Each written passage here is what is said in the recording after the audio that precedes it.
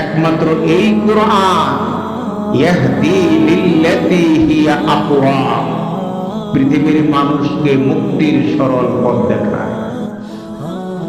এক। দুই, ওয়াইবাশশিরুল মুমিনিনা, এই কোরআন বিশ্বাসীদেরকে জান্নাতের শুভ সংবাদ দেয়, তবে শর্ত সাপেক্ষে। শর্ত পালন হলেই দিবে। সেটা কি?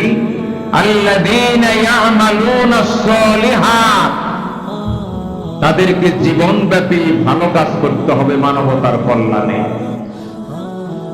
চাই বিশ্বাস করবা, ভালো কাজ করবা, জান্নাত পাবা না, তা হবে না।